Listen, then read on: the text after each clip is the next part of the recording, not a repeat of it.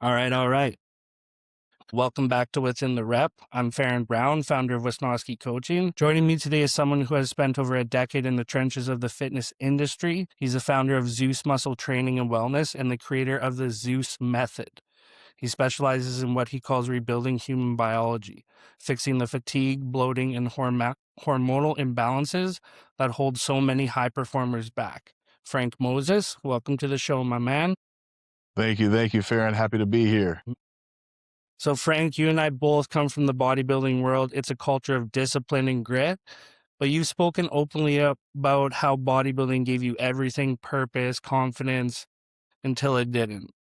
There's a point where the aesthetic pursuit starts to take a toll on our actual health. Talk to me about that transition for you. When did the grind stop working? So I honestly got into bodybuilding as more of needing structure and discipline. I don't I wouldn't say I had the love for it like a lot of these people do, like a lot of pros do. I didn't grow up watching bodybuilding. It wasn't until about 2019 that I decided to start like actually dieting and stuff. Like I had already been in the fitness industry. I was more athletic based. I started my career training athletes and doing rehab with athletes. So when I went into 2019, is when I had taken a training director's role at a different gym, and the gym was bought out by a couple of different bodybuilders, and two of them being pro bodybuilders. So I thought, why not give it a shot, you know? So my first show was actually COVID year 2020. Got on stage wearing a mask. Yeah, it was definitely interesting. But I loved every second of that journey. It was such a high. I feel like looking back at it, like I can't even really remember my time on the stage because it happened so fast. I just remember going out there, hitting my poses and getting off the stage real fast. I did all three classes. So I did true novice, first time competitors. I did the novice, and then I also did the open. I was fortunate enough that I took second in true novice, first in novice, and then second in the open.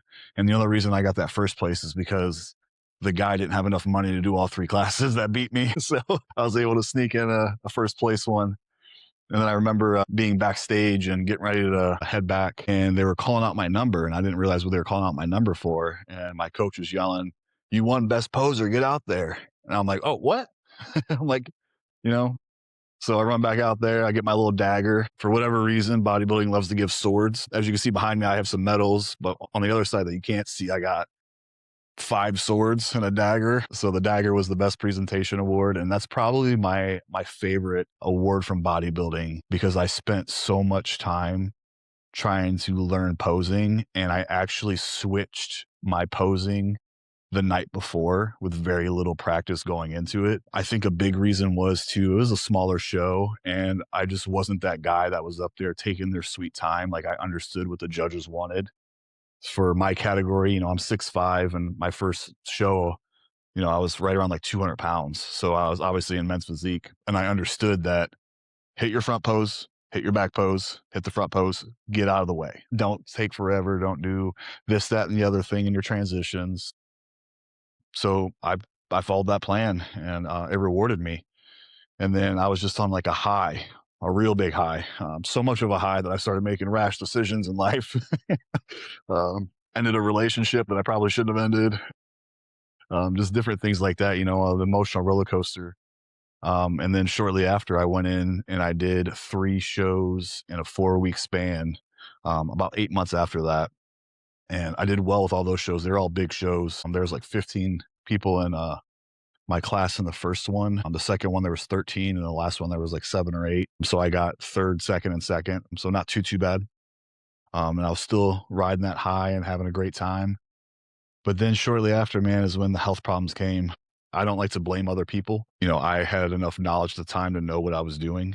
And it wasn't so much from pushing my body unhealthy with PEDs or anything like that. It was really the structure of my diet. The coach I had at the time was old school. He believed in 6, 7 meals a day. Your diet never changed day to day. It was the same exact diet every single day. I was so lean just from the way my body is that I never did cardio outside of prep. So I was doing a lot of negative things that impact my health, which then eventually caught up to me as I started getting ready for another show. my body just was not responding the way I needed it to, and I just kept pushing through, and it just ultimately led me to really bad gut health issues to the point where they were diagnosing me with IBS, and I ended up in the hospital. And this was like the turning point for me switching from at the time I was a training director, and I did nutrition consulting. This is when I made that switch into functional medicine. Was at this time when I was at a hospital and I was asking for them to admit me to scope me because I had an appointment, but it wasn't for weeks away, and they were willing to send me home with OxyContin rather than try to fix my gut health problems. So that's when I quickly realized that our, I don't want to say doctors, but I want to say Western medicine in the United States is failing, and they were failing me, and I needed to do something about it. So that's kind of like my emotional roller coaster with bodybuilding through that. And then things started to get better. And recently it was just a real big swing when I decided to kind of leave working for other people and other gyms and other avenues to pursue my own business in functional medicine and helping people and making that step, which resulted in me having to pick or choose, am I going to continue with bodybuilding and try to figure out, how to go about this, or do I take a step back and focus on this? And I made that decision to kind of focus on this, and it was a tough decision. I spent 6 years, every single day living that lifestyle. I didn't miss meals, didn't miss check-ins. You know what I mean? Like I lived that life the fullest I possibly could. And to step back from that was almost like I felt like I lost a sense of purpose. It was really hard for me. It was really depressing actually. And I've kind of owned that now. Things have changed a lot. I'm not training 6 days a week. I'm lucky to get 4 days in, 30, 40 minute workouts. But I still do the best I can. But my mind right now is helping other people. You know what I mean? I definitely believe that God gives us all a unique gift, and it's up to us to figure out what that gift is and to give it and pay it forward. And I don't think I know. I was blessed with the ability of helping people and being able to figure out their issues, their problems, or their dysfunctions, and to shed light on that situation and help them. And that's kind of where I say I rebuild human biology. Is at no I I don't stop until I figure out what is happening with somebody, and then I start to work that system, and I bring things back upstream to rebuild that dysfunction in them. Yeah, and I agree. You kind of have to go through the struggle yourself to realize those gifts you've been given, in a sense. Yeah, for sure. Chicken, broccoli, rice diet for a long time, not the best thing for gut health. What was bad was my coach actually, my last meal for, I can't even tell you how long, probably 2 years, was a free meal, which ended up being either 3 double cheeseburgers and a fry from Swenson's or 2 Baconators and a fry from Wendy's. And then Mhm. I was going to bed shortly after. There was a lot of problems in the diet there. Yeah, not a variation, not a lot of diversity, not a lot of micronutrient profiles, and it develops a lot of intolerances, and that's a common thing, right? Go for a big off-plan meal, which usually causes inflammation, even further gut dysbiosis, and usually is a cascading effect that leads to a very bad off season.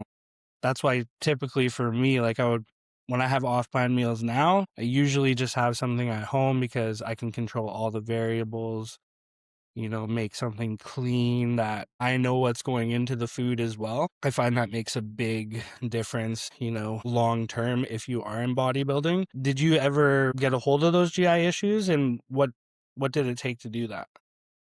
It took a long time to figure it out. So this is kind of why I don't always trust lab numbers either. You should never look at lab numbers as a number. You should look at them as a pattern. And I was not getting the answers that I needed. So that's kind of like I had mentioned before is when I started going into functional medicine and studying functional medicine and getting credentialed in that. And my main objective in that was not only, gut health and hormones, because it affected my hormones a lot too. When your gut health's off, our liver gets inflamed. Now we have low clearance, and it's just a funnel. And at the top of that funnel is your hormones. It starts down here and it works its way up. So it ended up taking me a long time to figure out what was going on and what I needed to do to end up fixing it. So really, I ended up putting myself through a few different protocols. I started with more of like a GERD protocol because that's where it really started. Was I had like a GERD feeling, and I remember bringing it to my coach at the time, and it ended up kind of getting I don't want to say washed away, but he didn't really give me much guidance on it. So then it turned into, okay, I'll just start taking Prilosec. You know what I mean? Let me try and figure it out this way. At that time, I didn't really know much. As just a trainer and nutrition consultant, I didn't know much about that world yet. So I was taking PPIs and trying to mask the symptoms there, which obviously started making things worse. And that's when it kind of led into more inflammation, and then it kind of pushed me into that borderline side of, IBS. The protocols I started running was more of like, at first it was GERD. It didn't really help much. So then I looked at more of like a SIBO protocol. That started to move the needle a little bit, but then I really went into more of like a UC, ulcerative colitis, IBS based protocol, which was a lot more aggressive. And that's ultimately where I started seeing a huge difference. And still to this day, I still deal with it in a lot of ways. Not as bad. I have much better absorption now, but I still take digestive enzymes with pretty much most of my meals. I drink apple cider vinegar before I eat every meal. Depending on the meal, I'll take betaine and pepsin, just depending on how I'm feeling that day. It really just kind of just depends, especially now that I'm not as strict. I need to be more cautious of it because I find myself kind of, I don't want to say straying away from the plan, but being a little bit more flexible with the plan. I still eat Mhm. relatively well, more of like that 80-20 kind of diet, which isn't always the best rule of thumb. So by no means am I telling people to do that. But for me, what I do is I try to pair fruits with most of my meals. I keep most of my meals pretty low in density. So I eat tilapia a couple times a day. I do potatoes with beef, eggs, egg whites, blueberries, some oats, a little bit of sourdough for breakfast. My downfall is I love cereal. I end up having cereal before bed sometimes, but when I do that, I make sure to kind of get a little bit of movement in before I go to bed. Mhm. So that's kind of where I'm at now. Is I've fixed the the majority of the dysfunction, but obviously there's still some things that I have to be cautious with. Mhm. Yeah, myself, I went through a very similar thing. I mean, I pushed very hard in the off season, very aggressive diet, very aggressive, not diets, meal plans, very high calories, plus 1,000 grams of carbs a day. And this is when I was sitting in a excavator, in construction all day and just crippling bloat, crippling acid reflux. And it got to the point it was just intolerable. And I pretty much went into a low FODMAP diet, did a complete gut blitz, is what I call it. Just destroying all biofilms, completely resetting in the gut. And that's done absolute wonders for me. This off season going much better. I still have to be conscious of my digestion, like you said. Like I still take supplements with most of my meals. I still have a morning gut health drink, aloe, apple cider vinegar, Yeah, glutamine, things along those lines. But a little bit of lemon juice. lemon juice, absolutely. Yeah, those things you can't take for granted because it will get to the point where it's so bad, like you said, you can literally end up in the hospital when, previously your whole life you've never had gut issues, right? Yeah, yeah. I went 30, I think 36 hours without being able to hold down food or water before I had to go to the hospital. That was like the trigger to go to the hospital was that.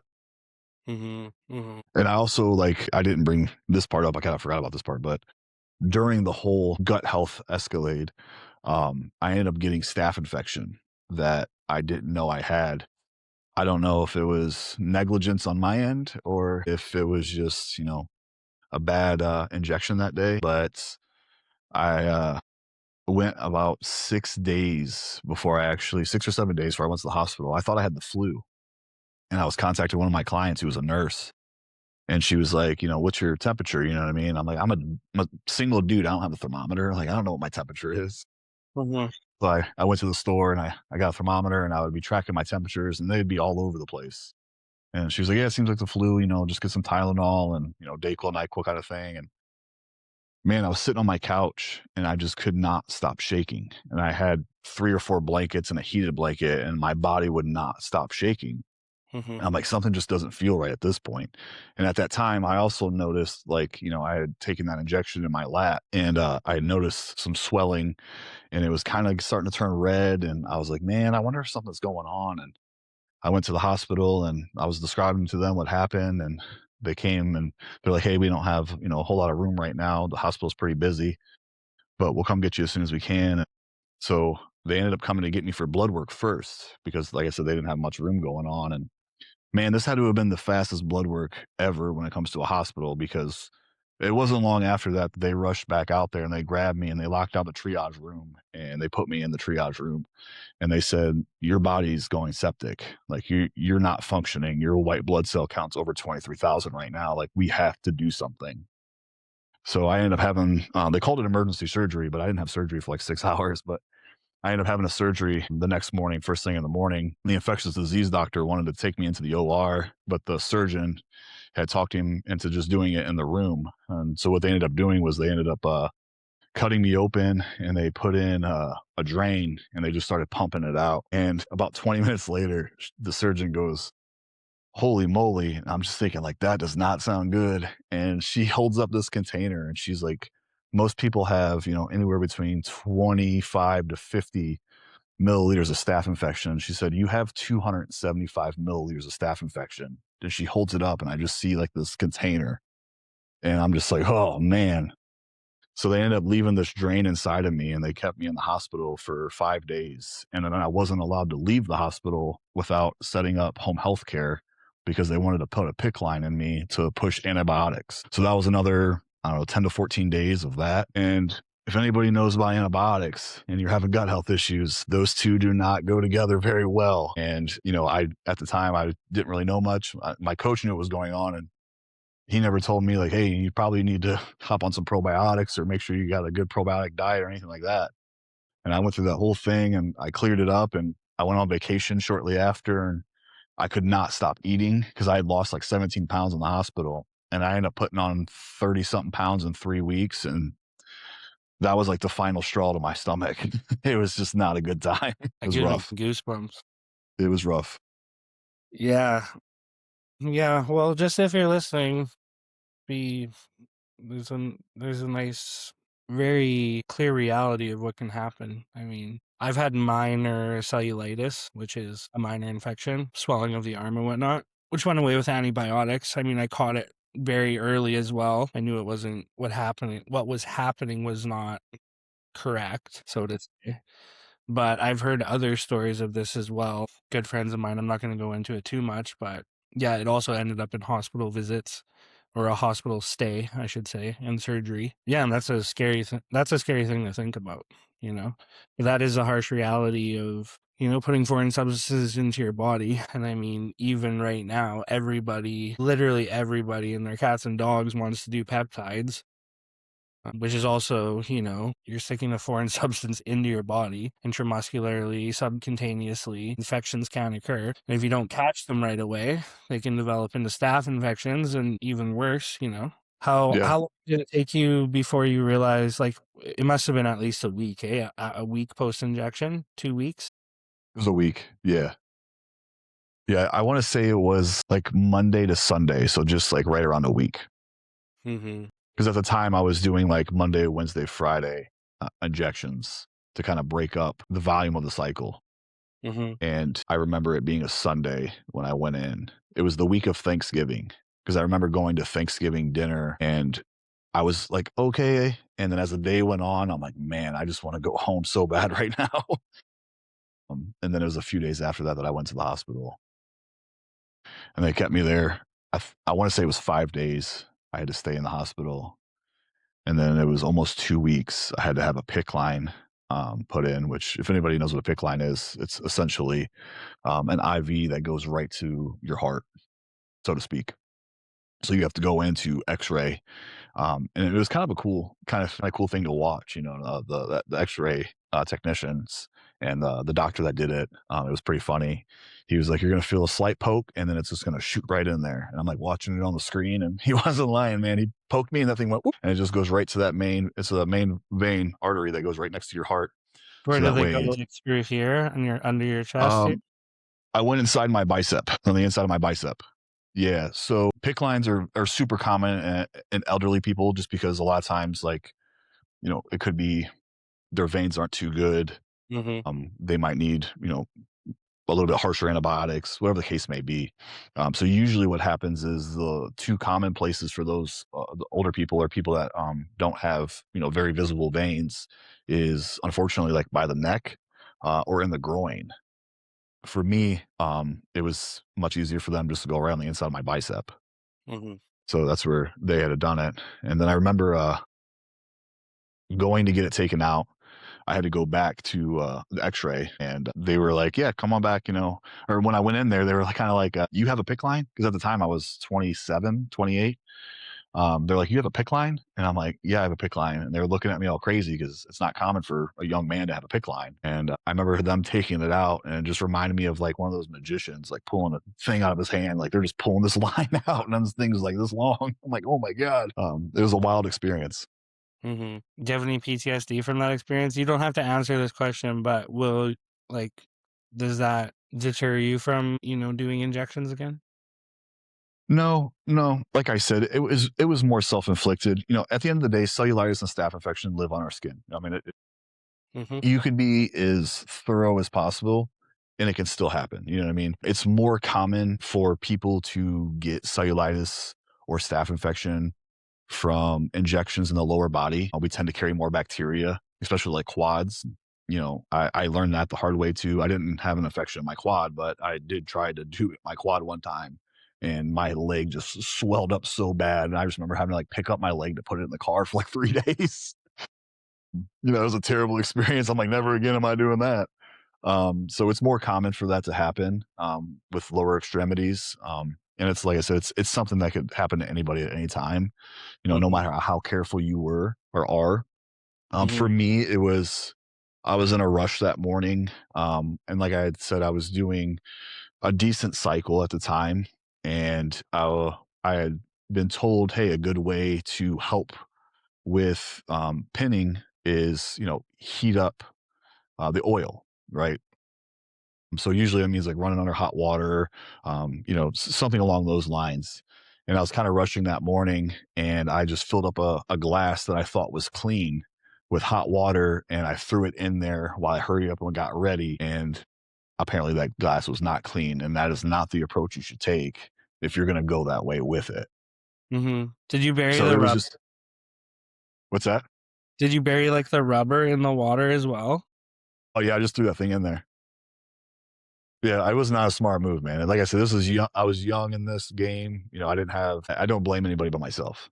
I could have easily been more cautious with researching how I should do these things rather than listening to this guy, listening to that guy.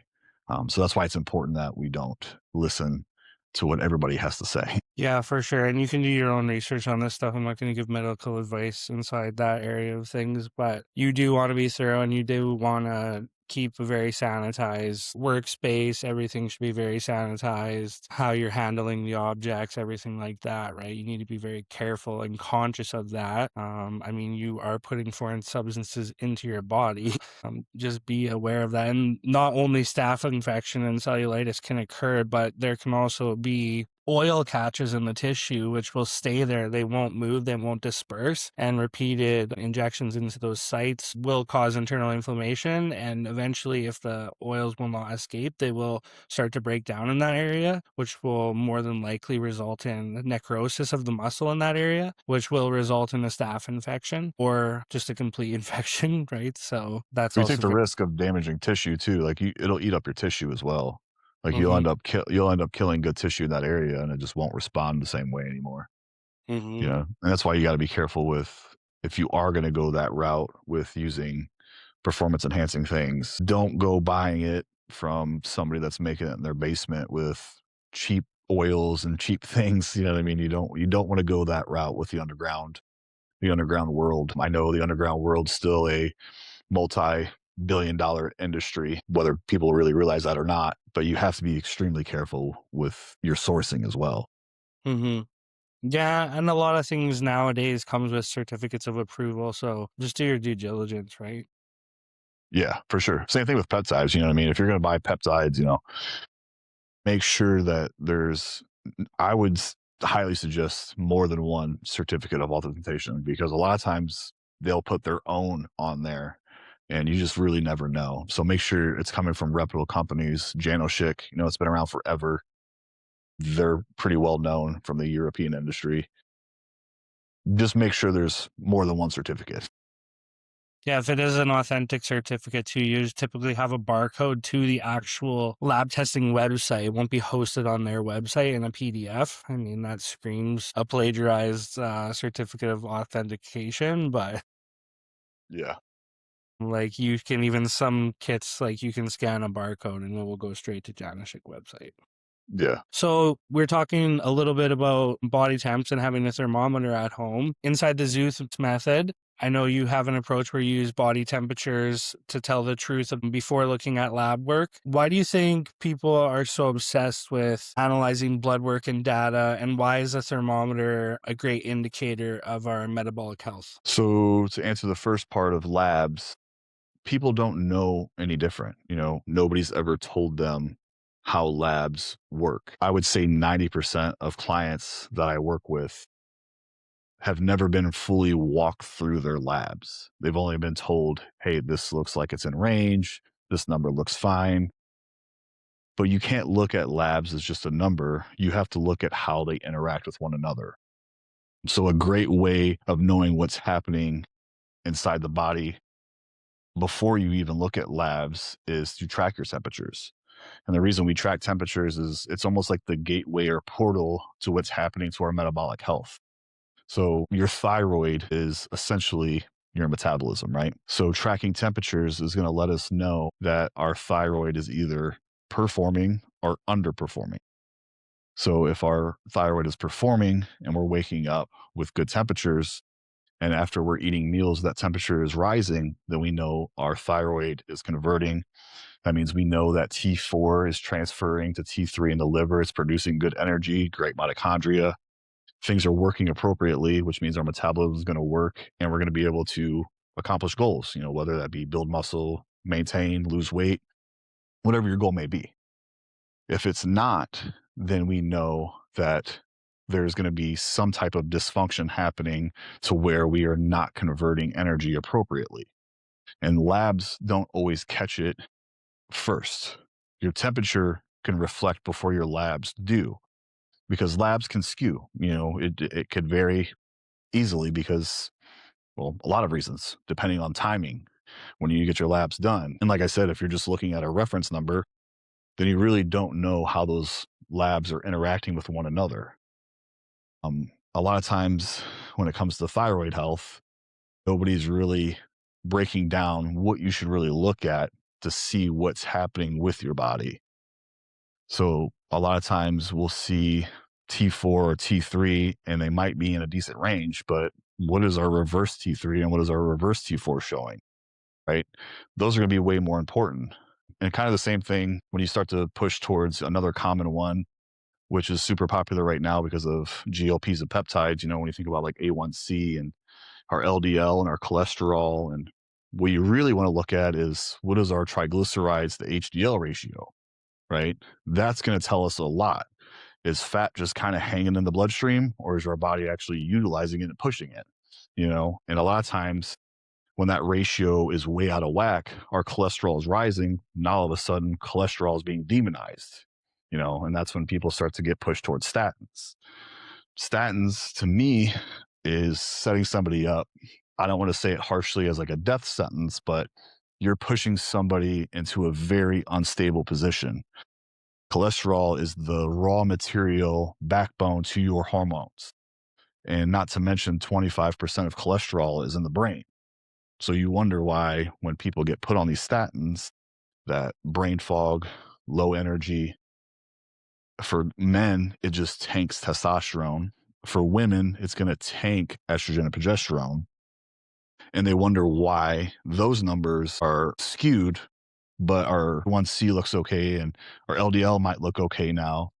But yet that triglyceride HDL ratio is still off. It's not going to get any better unless we actually start to help people realize how these numbers work together. Yeah, I was gonna bring up the cholesterol topic because I recently had a client come off statins after being on them for 2.5 years for little to no good reason. I mean, his cholesterol was very well within range, which the ranges are incredibly low to begin with.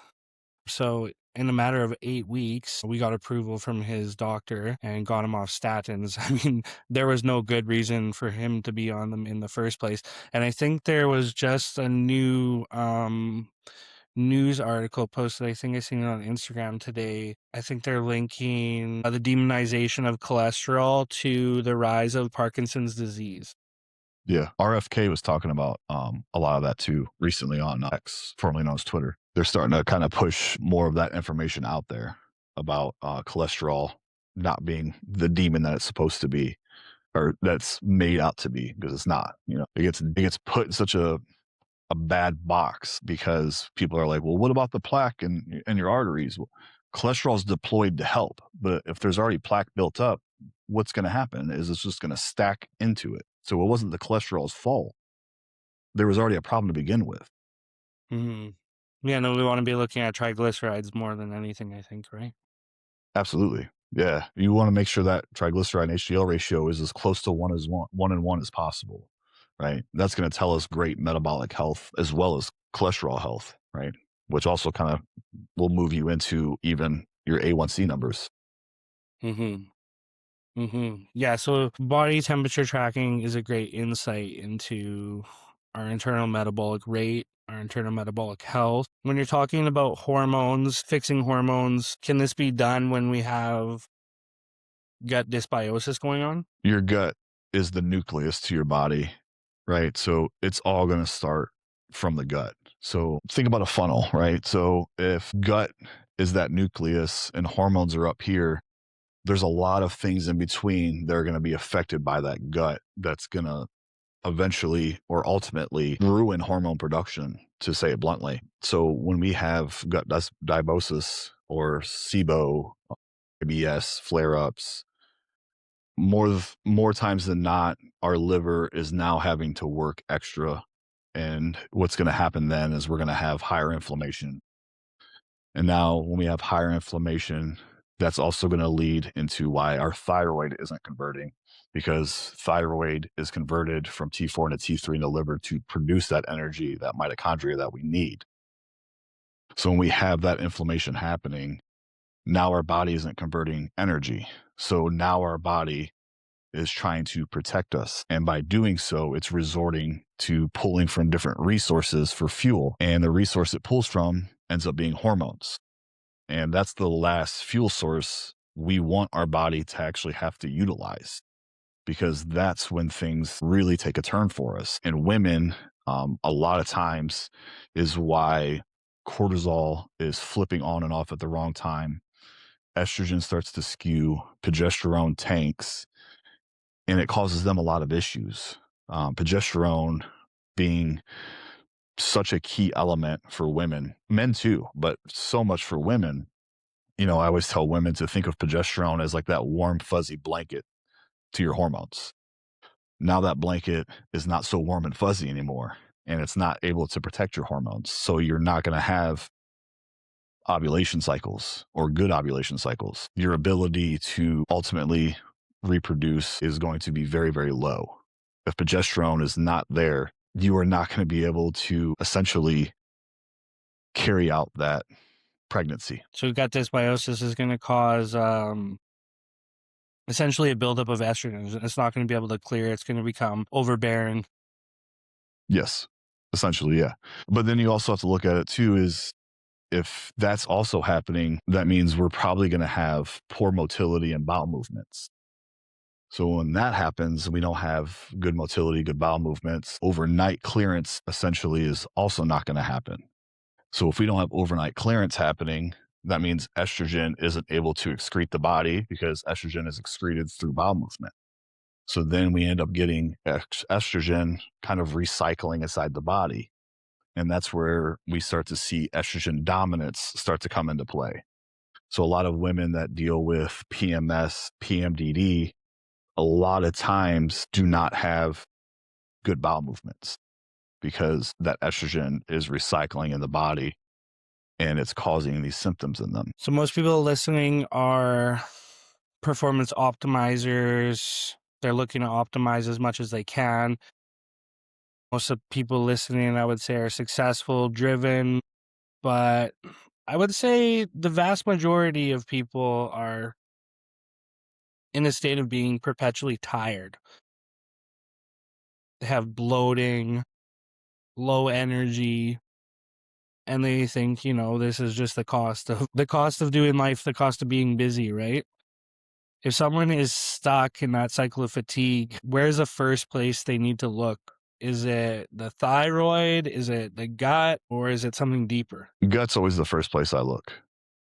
More times than not, I don't want to put a certain percentage on there, but if I had to put one on there, 70% of the time, if you can clean up gut permeability, everything else is going to fall in line.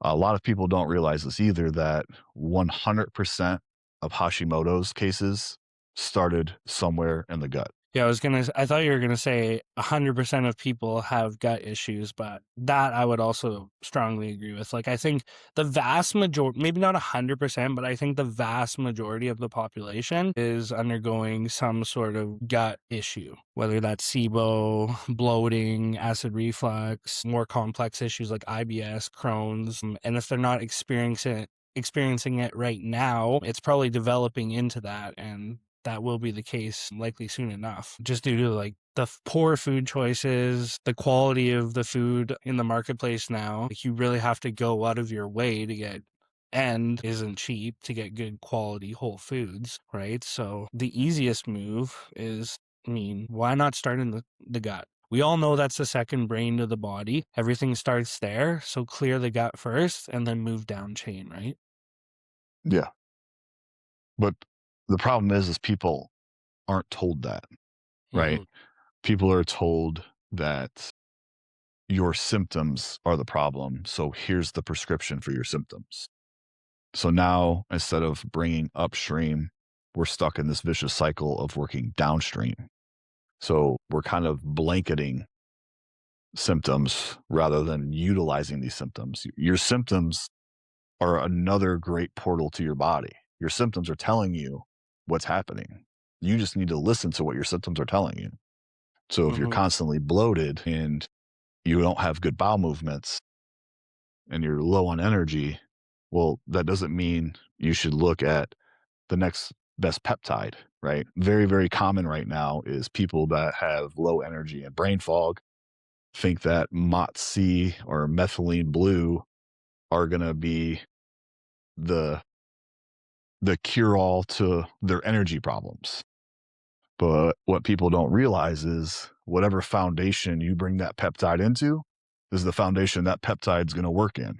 So if the foundation isn't there, then that peptide isn't going to work. A good analogy that I use is kind of the same thing when I'm taking people through the three phases of the Zeus method.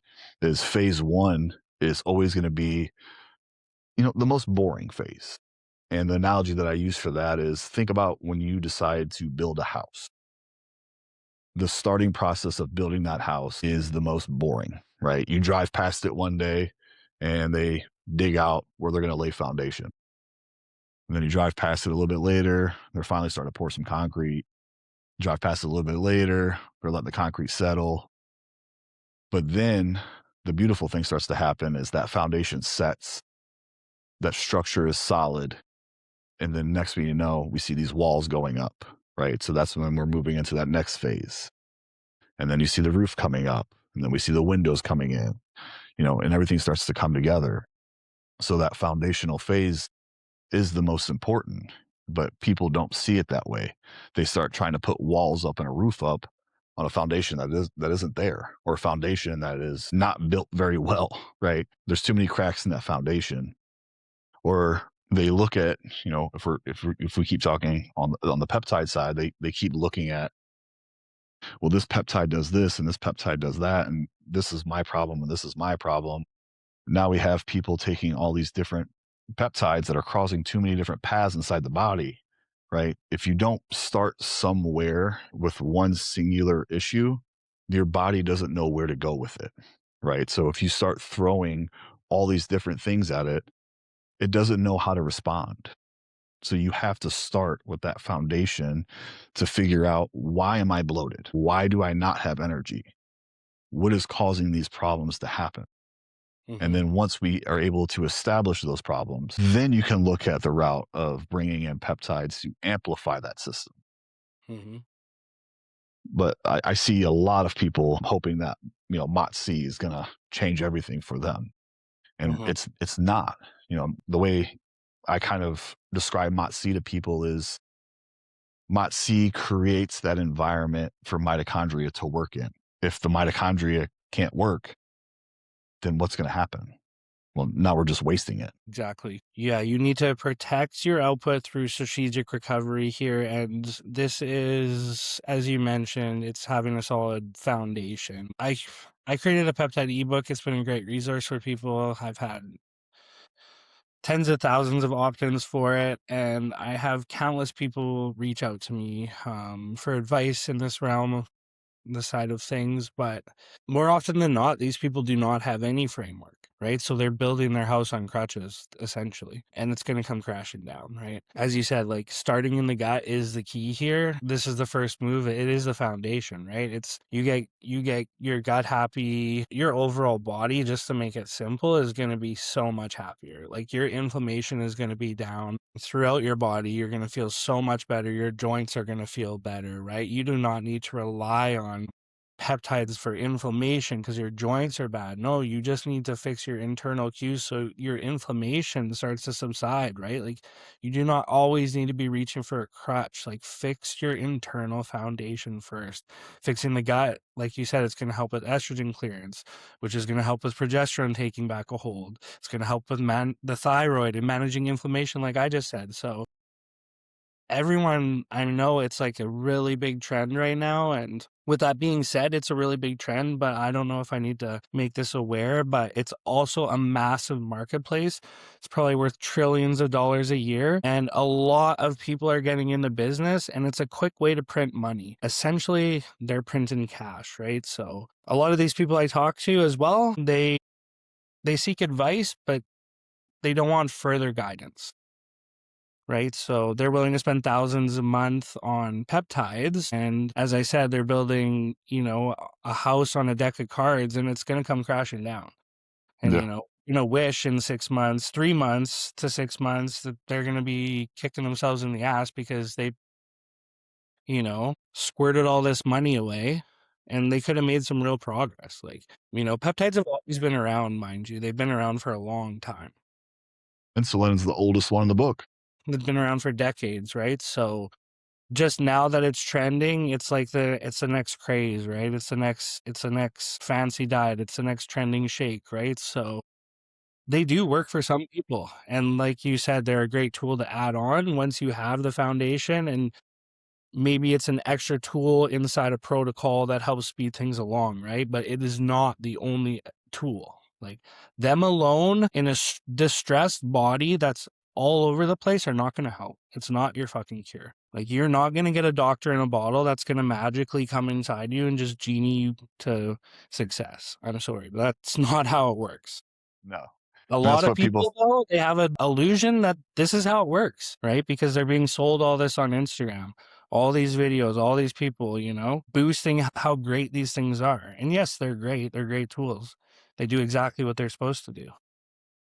But you need to clear the road so they can do the work they need to do. Otherwise, they're going to hit roadblocks and they're not going to work. Yeah. And we see that a lot with GLPs right now. That's the number one, I guess the number one peptide craze right now, aside from some of the ones that we've talked about so far, are GLPs. And people just think that if I take this, it's going to fix all my problems. And I hate that we're finding more reasons to prescribe GLPs.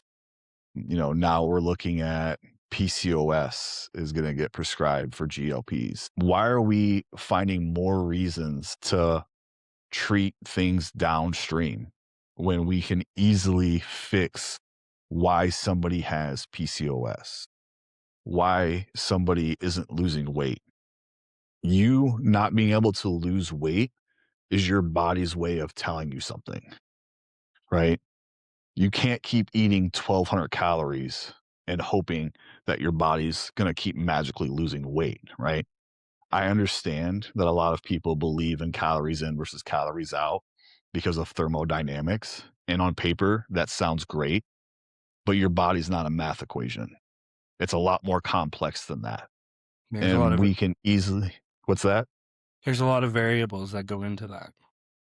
Yeah, I mean, biology is not the same as chemistry. Chemistry is algebra. So yeah, that we can argue there's biology or there's math equations there. Biology is a whole nother element, right? And I like to use, I'm very grateful that I have coached bodybuilders, that I was in the bodybuilding world. Because if you want to hire a really good health coach, they along the lines had some ties to bodybuilding because you are going to be able to know exactly how much the body can handle under extreme circumstances and conditions, or you have a very good idea of how the body can handle these things. And like I tell people is when you think of a bodybuilder going through a prep, whether that be a 16 week, an 18 week, a 20 week, whatever, however bad their off season was, whatever it may be, that bodybuilder is not eating the same amount of calories for 16 straight weeks. It would never work.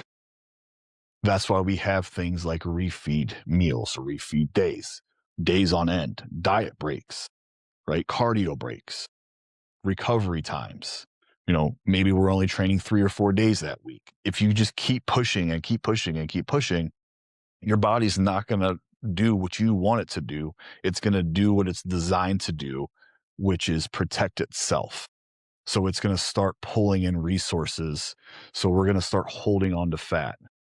We're going to start keeping that little bit of fat on the belt line. Your body is not working against you. Your body is trying to protect you and it's trying to tell you something.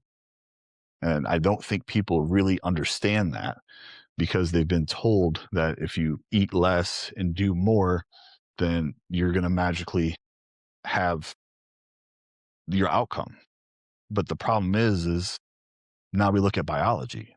So if I'm under eating, that means I'm under fueling. So now we're talking thyroid conversion is coming down. And that's the big problem I see with GLPs. And really that's the hill that I'm going to die on is long-term use in GLPs with the way people treat them is going to result in thyroid issues because you are underfueling that thyroid. You are going to have problems. And Mhm. not only that, but when we think about it on a deeper level and we look at mitochondria health, what ties to mitochondria that is so severe right now? And that's Alzheimer's and dementia.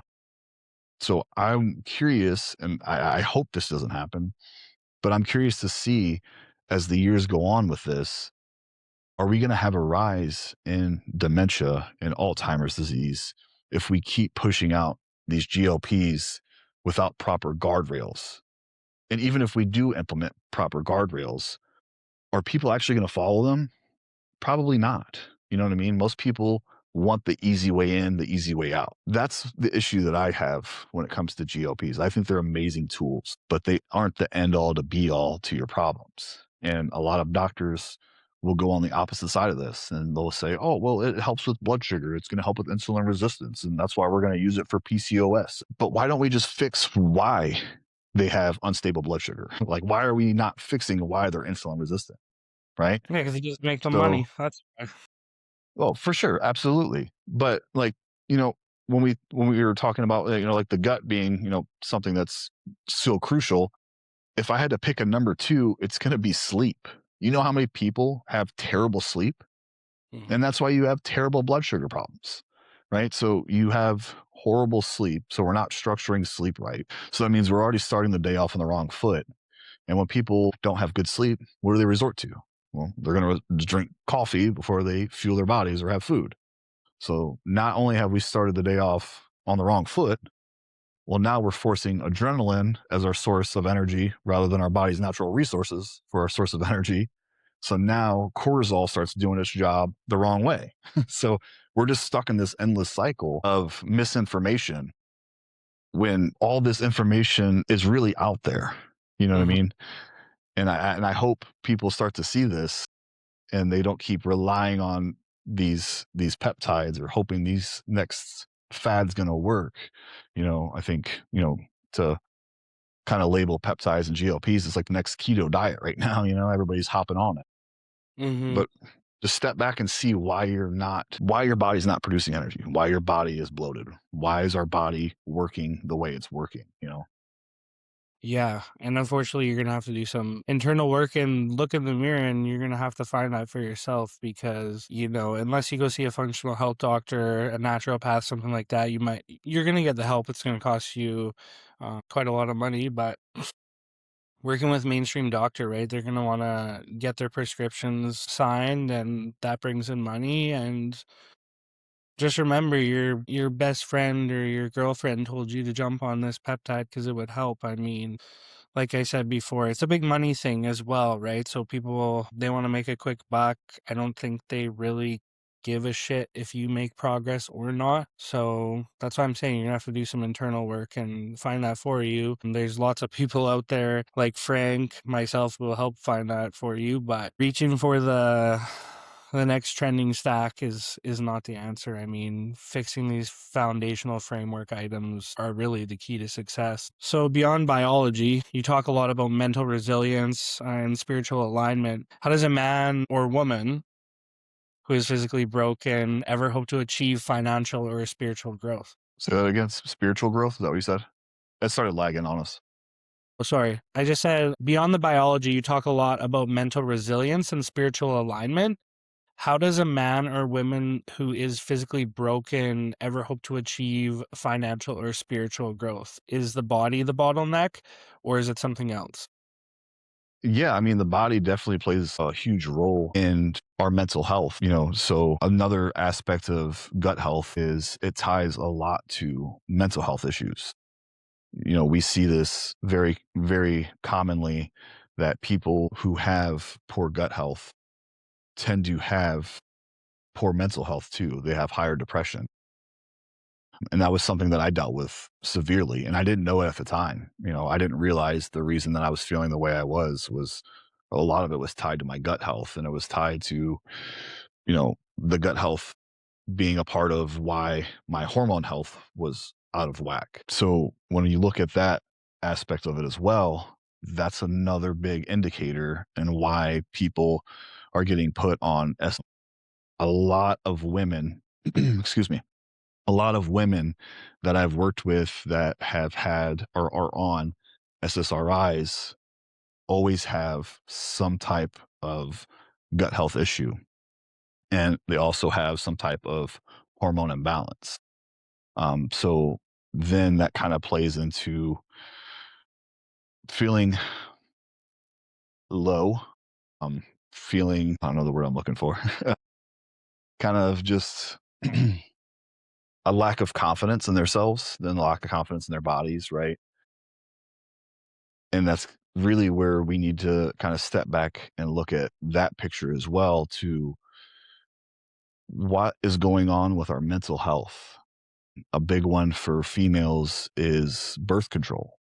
Birth control is a huge indicator of why a lot of females are on SSRIs. It's actually pretty staggering number to see the amount of women that are on birth control are also on SSRIs. And that's because of the fact that we are putting this foreign, unnatural estrogen into the brain and it's causing a lot of mental health issues. And you'll see that a lot when girls come off of birth control. Whenever I have protocols to take females off of birth control, one of the biggest things that I watch for is their mental health because I already expect there to be some issues. I'm anticipating some things to kind of trigger that low self esteem, that low confidence. And Yeah, it's pretty staggering number to see that correlation to birth control and mental health. Yeah, I think But even for guys though, I mean, I don't want to dismiss guys either because a lot of guys, you know, they have estrogen issues as well, whether it be from, low testosterone, from just the way they're eating, the way they take care of themselves. They also are going to have low progesterone, and that's going to play a huge role into their mental health as well. yeah, it definitely all starts in the body. I think for a man or a woman, to achieve financial or spiritual growth, I think that all starts internally.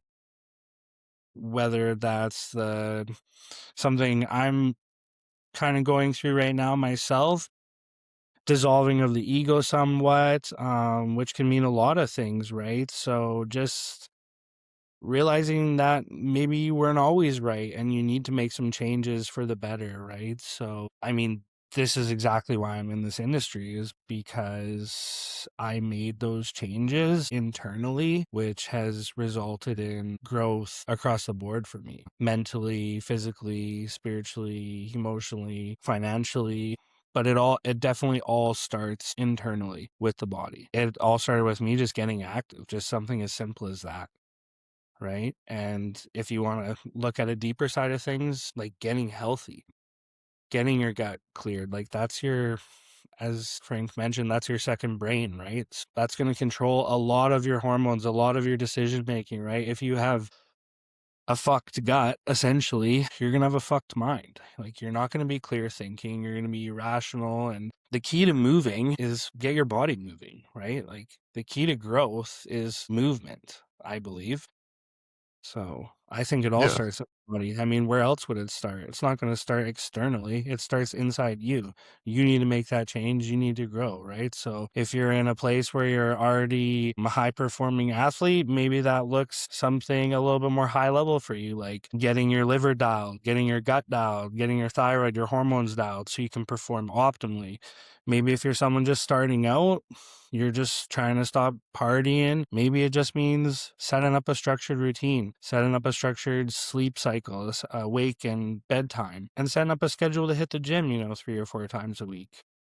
And you don't have to be strict on yourself either. Like Frank mentioned earlier, he's kind of taking a step back from bodybuilding and he eats how he enjoys, right? He still manages like an 80-20 diet, which is great, right? That's still better than most. So it's a step in the right direction. And that's the thing, you got to get stepping in the right direction. So that all starts internally.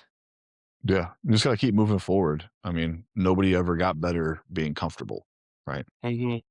You know, being uncomfortable is when you're going to grow. Mm-hmm. And that could be uncomfortable with changing things inside your life to help you with your health. A lot of people don't want to eat a diet, and that's okay. What I mean? You don't need to be on some strict diet of chicken, rice, and broccoli, or like we talked about before. But you have to have some type of you have to have some type of structure, right? Your body's not looking for perfection; it's just looking for consistency. Mm-hmm. So am I being consistent, like you mentioned, with sleep structures? Am I going to bed around the same time? Am I waking up around the same time? Am I eating meals roughly around the same time? Doing those things is going to trigger safety to your body. And when your body is feeling safe, then that's when we are able to accomplish goals, right? So that's when weight loss can happen. That's when muscle building can happen. But if our body does not feel safe, then it's not working against you. It's trying to protect you because it's not feeling safe and it's trying to tell you something. All right, Frank, I want to wrap it up.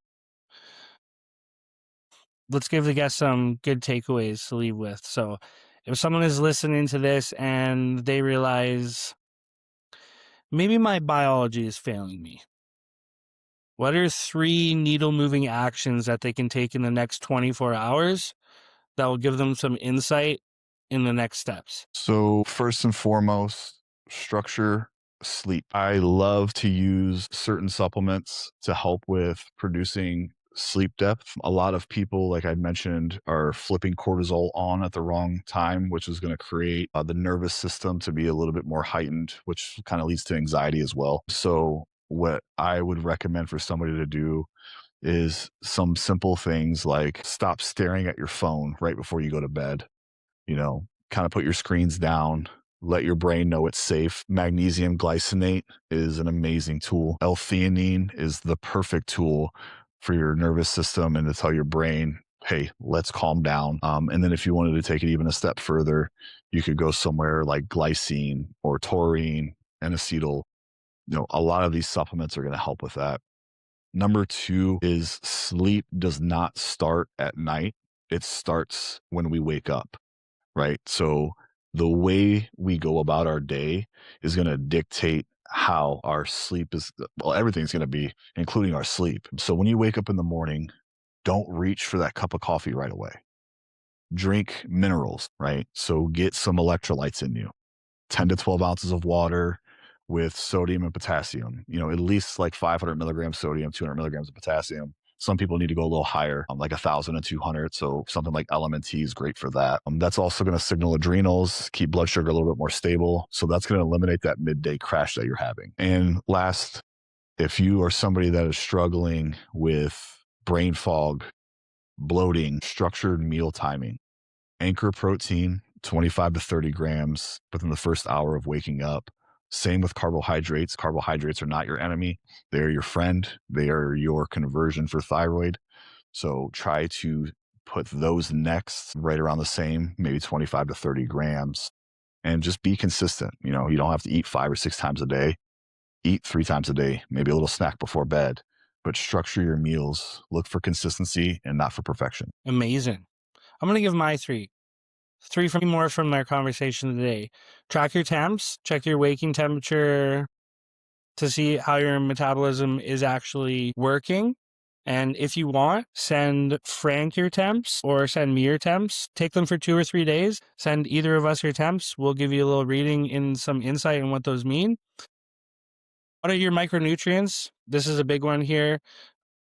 Macros are not everything. Food is a lot more than just protein and carbs. Take a look at those. Look at the minerals that you're actually intaking on a day-to-day. Maybe some of us, we could just do a little gut reset. Simplify the diet for 48 hours. Pull out any foods that you identify as a trigger. See if they make any improvements over the next couple of days. If they do, great. Maybe it's a reason to keep them out for a little bit. Maybe we need to do a little bit of a gut blitz and do a little deeper cleaning work here. But I think those are 3 big movers that people can take away with. Frank, this has been absolutely amazing. Bit of a master class in functional health, if I have to say so myself. So for the listeners who want to dive deeper into the Zeus method or follow your work, where's the best place for them to find you? So Instagram, TikTok, YouTube, wherever you guys want to try and find me, I am there. It's X, but my main movers are going to obviously be Instagram or TikTok. You'll be able to easily get in contact with me there. And I also have in my Instagram and TikTok is my 21-day metabolic reset. It'll tell you exactly how to track your temperatures, what your temperatures should be. If you're somebody that's struggling with gut health, how you should go about trying to clean that up. And all this can be accomplished to see dramatic improvements in your life within 21 days. There you go. That's perfect. I'm just trying to get I guess my keyboard is not working. Just going to get my link here for the listeners who are tuning in. But there we go. You guys can click there. That'll send you right over to Frank's profile. It's going to be there for 2 more seconds. Hit it. All right. Amazing. To everyone listening, appreciate you being here. Another episode in the books, and we got more coming, more in the pipeline. So if you haven't already, pop over to YouTube, Spotify, Apple Podcasts, wherever you're listening from. Throw a like, give us a follow, give us a sub. Appreciate y'all. Much love.